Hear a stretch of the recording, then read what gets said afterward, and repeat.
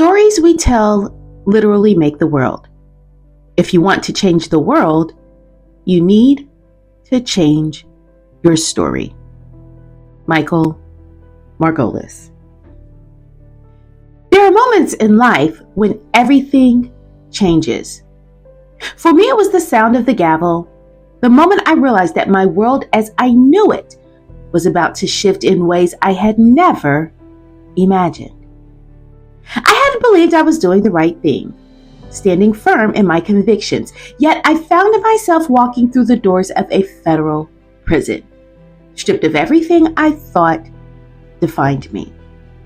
But what I didn't realize then was that I was stepping into the very testimony that would transform my life and the lives of others. Prison was not a place I ever envisioned myself. It was a hard, cold reality, a world where time seemed both frozen and infinite.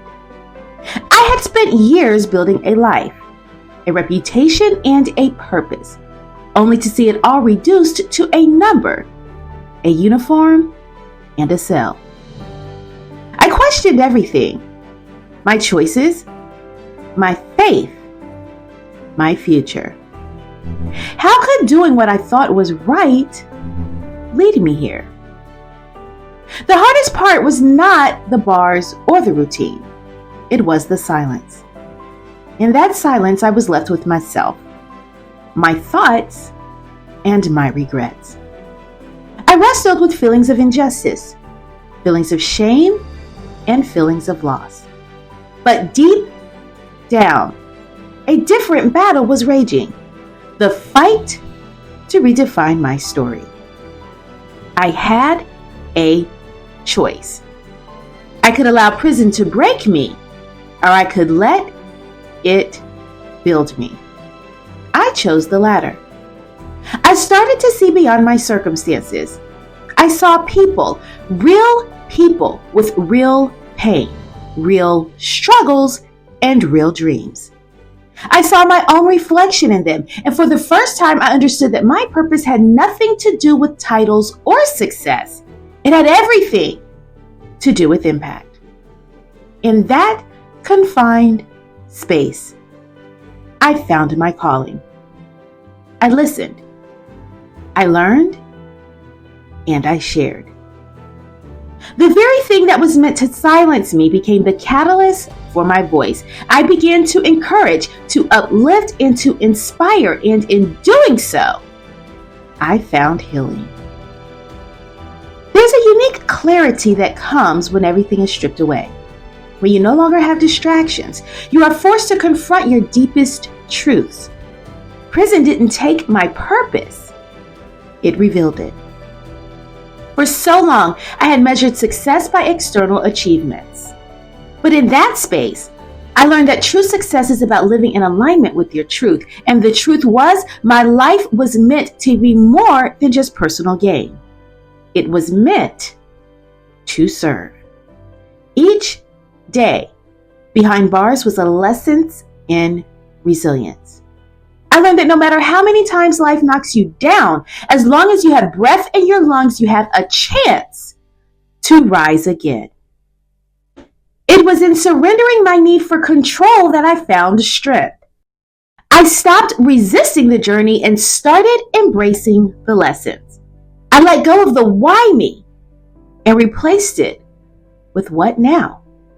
I met people who had been written off by society but had wisdom that could fill books. Their stories, their resilience, and their hope in the face of despair inspired me. I realized that everyone has something to teach us if we are willing to listen. I stopped seeing myself as a victim and started seeing myself as a vessel. My story wasn't over. It was just beginning. Redemption is not about erasing the past. It's about using it.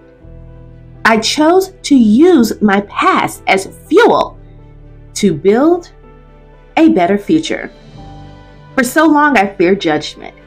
But I realized that the power of my story was not in hiding the truth, but in sharing it boldly. I no longer see my experience as a tragedy. I see it as a testimony. and testimonies are meant to be shared. I now stand on stages, I get behind cameras, and I speak to audiences and mentor those who are searching for their own breakthrough. Not because I am perfect, but because I understand.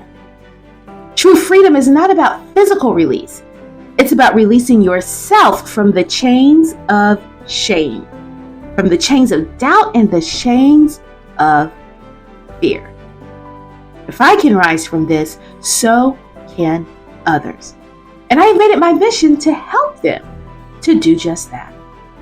Your past does not define you. Your response to it does. When you own your story, you take back your power. Vulnerability is not weakness. It is the birthplace of connection. And connection is what transforms lives. I now wake up each day knowing that everything I went through was not in vain. It was preparation for my purpose. Would I have chosen this path? No. But would I change it? Absolutely not. Because it gave me a clarity, strength, and mission that I never would have found otherwise. If you're facing a storm, know this: your story is not over. You have the power to turn your pain into purpose. So I challenge you to stop running from your story and start using it. Someone is waiting for your testimony. There is power in every chapter of your life, even the ones that feel unbearable. When you decide to step into your truth, you will find that your experiences were never just for you. They were meant to be a beacon for someone else. Your struggles, your lessons, and your triumphs can give another person the hope they need to push forward. So take ownership of your narrative. Embrace every hardship as preparation and walk boldly in the knowledge that you were called to inspire, to uplift, and lead others to their own transformation. The greatest gift you can give yourself is the permission to live in your truth. Because when you do, you not only free yourself, you inspire others to do the same. My story is proof of that. And so is yours. The time is now. Share your story. You've got this. Peace and blessings, Dr. O.